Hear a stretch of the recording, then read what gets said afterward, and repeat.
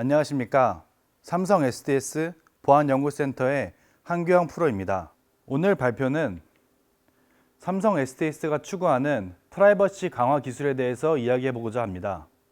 본 발표에서는 프라이버시 강화 기술이 무엇인지, 그리고 어떠한 환경에서 사용되는지에 대해서 말씀드리고자 합니다. 그 전에 앞서 개인정보와 프라이버시 관련 사건 사고에 대해서 먼저 말씀드리겠습니다.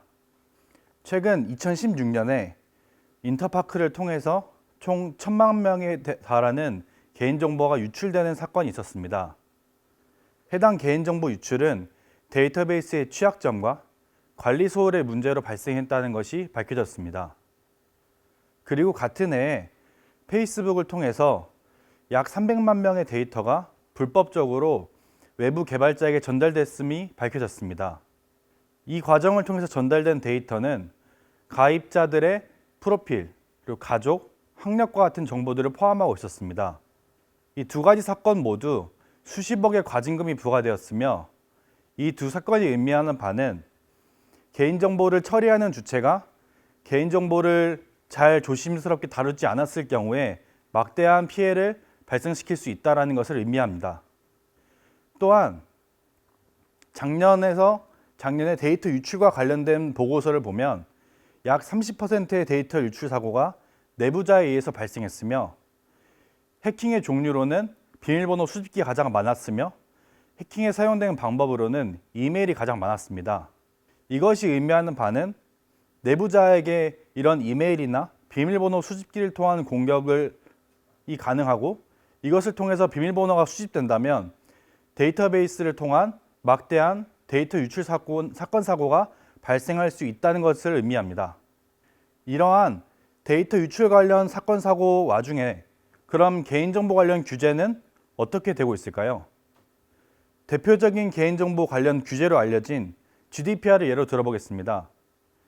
GDPR의 경우에는 개인정보를 수집할 당시에 개인정보를 어떻게 사용을 할지, 어떤 범위만큼 수집을 할지, 어떤 기간만큼 보관을 할지에 대해서 명확하게 명시하도록 되어 있습니다. 그리고 최근에는 미국과 유럽 간의 원활한 데이터 교환을 위해서 맺혀진 프라이버시 쉴드라는 조약이 무효화되는 판정을 받음으로써 수천 개의 기업이 GDPR의 규제를 받게 될 것으로 예상합니다. 이러한 데이터 규제가 강화되고 있는 상황에서 최근 머신러닝, AI 등과 같은 기술의 발전으로 인해서 데이터 사용을 원하는 요구 또한 매우 증가하고 있습니다. 이러한 상황을 보여주는 대표적인 예시가 국내에서 발생됐던 데이터 3법 개정안입니다. 해당 개정안의 경우에는 데이터 처리를 위해서, 즉 개인정보 보호를 위한 전처리가 이루어졌다는 가정하에서는 데이터 사용을 허가하고 있습니다. 이와 같이 규제는 강화되고 데이터 사용을 위한 요구는 증가하는 상황에서 최근에 부각되고 있는 분야가 데이터인 유저 시큐리티입니다. 기존에 데이터의 저장, 전송만 포커싱을 맞췄던 데이터인 레스트 시큐리티와 데이터인 트랜짓 시큐리티와는 다르게 데이터인 유저 시큐리티의 경우에는 데이터를 사용할 때 어떻게 보안을 달성할지, 어떻게 프라이버시를 보호할지에 대한 연구 분야라고 할 수 있습니다. 그렇다면 기존 암호화 기술 같은 경우에는 왜 데이터인 유저 시큐리티를 달성하지 못하는 걸까요? 기존 암호화 기술의 경우에는 암호화된 상태로 데이터 처리가 불가능합니다. 이러한 이유로 인해서 데이터를 처리를 하기 위해서는 먼저 복화를 진행을 해야 되고, 그에 따른 원본 데이터를 필요로 합니다. 이 말은 어떤 것이랑 연결이 되냐면 정보 처리 주체가 복화를 위한 암호화 키에 대한 접근을 필요로 한다는 것과 같은 말입니다.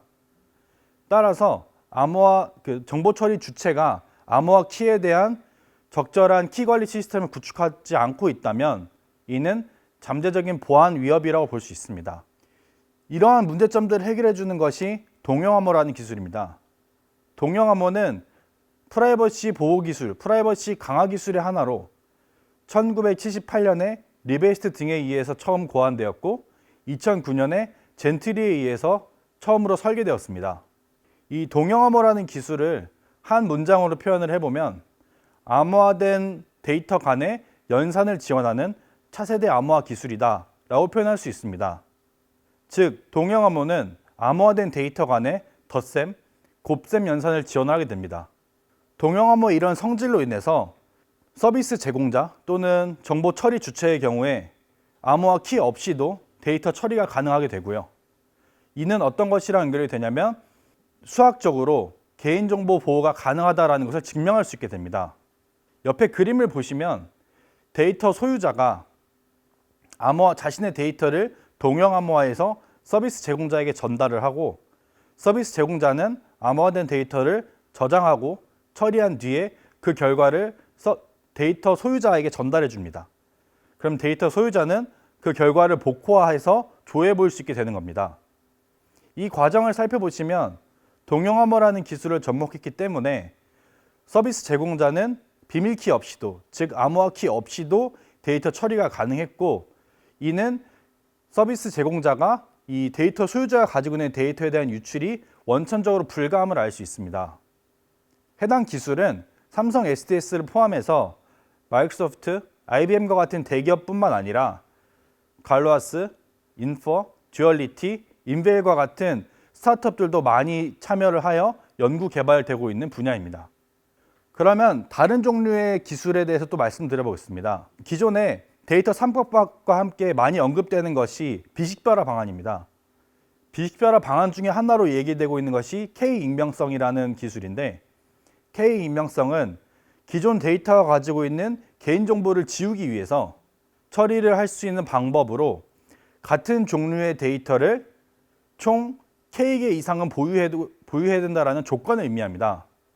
이러한 조건을 만족시키기 위해서 주어진 데이터셋이 차원이 높거나 데이터셋의 사이즈가 매우 큰 경우에 데이터를 많이 뭉개뜨려야 되고, 이는 데이터 가치 감소량의 증가로 이어집니다. 또한 이런 K-익명성을 적용한 경우에도 여전히 개인정보 유출이 가능한데요. 여기 슬라이드에서 보시는 예시에서 보이는 것처럼 해당 표를 통해서 얻을 수 있는 정보는 어떤 특정 지역의 모든 남자들이 신용등급이 8등급이다 라는 것과 같은 정보를 알 수 있습니다. 그럼 만약에 제가 아는 지인이 해당 지역에 살고 있는 남자라면 제가 아는 이 지인이 신용등급이 8등급이 있구나 라는 정보를 유출을 할 수 있고, 이는 개인정보 유출에 해당됩니다. 이러한 기술을 해결해 주는 것이 재현 데이터 기술입니다. 재현 데이터 기술은 원본 데이터와 유사한 통계적 성질을 가지는 가짜 데이터를 생성하는 기술입니다. 여기 슬라이드에서 보이시는 6명의 이미지는 모두 진짜 사람의 이미지가 아닌 가짜로 생성된 사람의 이미지입니다. 그리고 그 옆에 테이블은 센서스 인컴이라는 퍼블릭 데이터에 대해서 재현 데이터를 접목해 본 사례입니다. 이 경우를 보시면 기존 비식별화 조치로 많이 언급되는 데이터 마스킹, 데이터 라운딩과 다르게 원본 데이터와 유사한 모습을 띠는 것을 확인해 볼 수 있습니다. 그럼 이 재현 데이터의 기술의 특징은 무엇이냐? 재현 데이터 기술은 AI 기술을 기반으로 원본 데이터와 통계적으로 유사한 가짜 데이터를 생성하게 됩니다. 여기서 사용한 AI 기술이라는 것은 GAN이라고 불리우는 기술로 재현 데이터를 생성하는 생성기, 그리고 재현 데이터와 원본 데이터를 구별하는 판별기가 있습니다.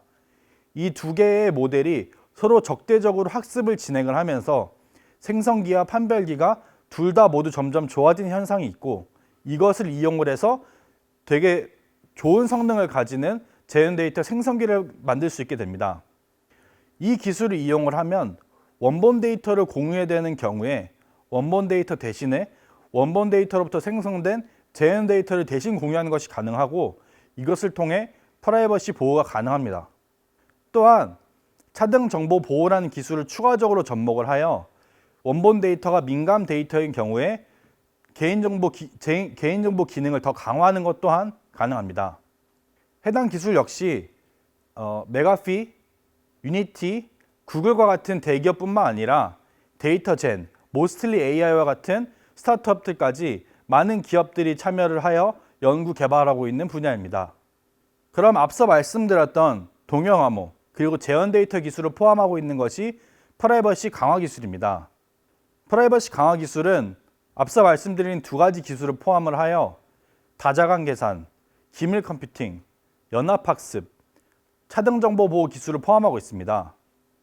이러한 프라이버시 강화 기술을 접목을 하게 되면 두 기관이 서로 나누어 가지고 있는 데이터에 대해서 안전하게 데이터를 공유를 하고 결합을 하고 그 결합한 뒤에 분석한 결과를 제3자한테 공유하는 것까지 가능합니다.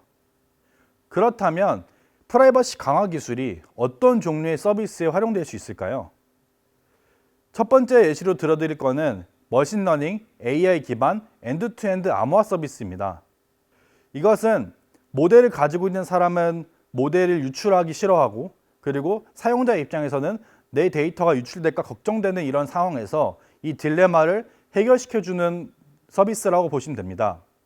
이 경우에 사용자는 자신의 데이터를 암호화해서 서비스 제공자 또는 클라우드에게 전송을 하게 되고요. 서비스 제공자 또는 클라우드는 암호화된 상태로 자신이 가지고 있는 모델을 이벨리에이션 할 수 있게 됩니다.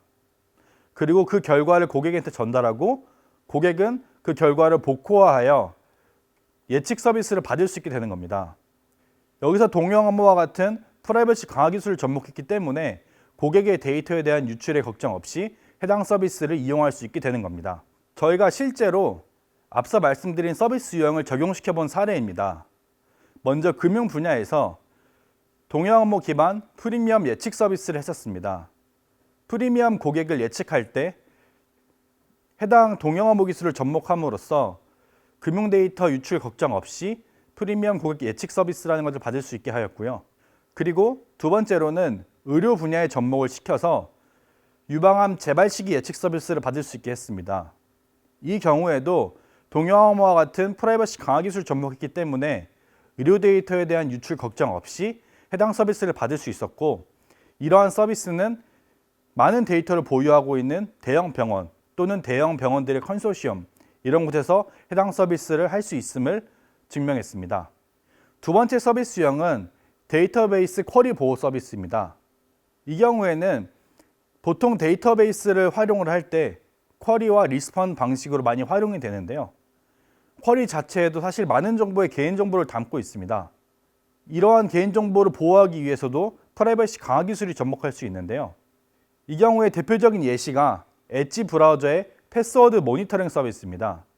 이 경우에 쿼리에 대응되는 것이 개인이 사용하는 패스워드이기 때문에 더더욱 프라이버시 강화 기술을 접목을 하여 쿼리를 보호하는 것이 필요했습니다. 그리고 세 번째 서비스 유형은 안전한 데이터 매칭입니다. 여기서 예를 들어서 설명을 드리자면 웹 서비스 제공자와 온라인 쇼핑몰 운영자가 각자의 데이터셋을 보호하면서도 어떻게 보면 온라인 광고의 효과를 검증하고 싶다고 예를 들어보겠습니다. 그러면 웹 서비스 제공자가 가지고 있는 것은 해당 광고를 클릭한 사람들의 정보를 가지고 있습니다.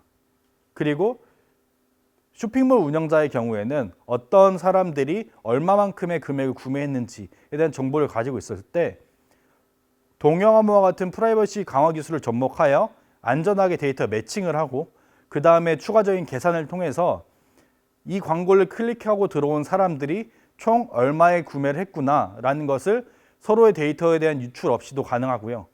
이걸 통해서 해당 온라인 광고에 대한 효과를 검증하고 이는 조금 더 합리적인 광고비를 계산하는 데 도움이 될 것으로 생각합니다.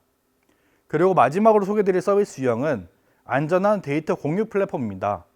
해당 플랫폼은 재현 데이터 기술을 사용한 경우로 실제로 원본 데이터를 공유하기 어려운 상황에서 재현 데이터를 대신 공유한 것이라고 설명드릴 수 있습니다. 원본 데이터가 매우 민감한 데이터라면 차등 정보 보호라는 기술을 접목하여 저희가 보안 레벨을 설정을 하여 조절할 수 있고요. 이것을 통해서 민감한 데이터라도 재현 데이터화하여 대신 공유를 하고 이것을 통해서 해당 데이터의 가치를 창출해낼 수 있을 것으로 예상합니다. 저희 STS에서는 대외 협력을 통해서 프라이버시 강화 기술을 확보를 하고 또한 기술의 고도화 또한 진행하고 있습니다. 국내외 대학과의 협력을 통해서 차등 정보 보호, 재현 데이터 기술 등을 확보하고 있으며 또한 가지고 있는 기술을 고도화하여 커팅 엣지 기술 대비 10배 이상의 분석 속도를 보이기도 하였으며 동형 암호 기반 유전 데이터 분석 경진 대회인 IDC에서 작년에 우승을 하기도 하였습니다. 그리고 또한 동양암호 분석 키 알고리즘을 개발을 하여 SCI 저널 중 하나인 IEEE 억세스에 게재되기도 하였습니다. 이와 같이 프라이버시가 좀 더 중요해지고 개인정보에 대한 규제가 강화되고 그리고 또한 머신러닝과 AI와 같은 기술의 발전으로 데이터 사용에 대한 요구가 증가하는 상황에서 프라이버시 강화 기술에 대한 요구는 더더욱 증가할 것으로 예상합니다. 이러한 추세에 따라서 저희 SDS 보안연구센터에서도 프라이버시 강화 기술을 더더욱 확보하기 위해서 노력하고 있습니다. 이상으로 발표를 마치겠습니다. 감사합니다.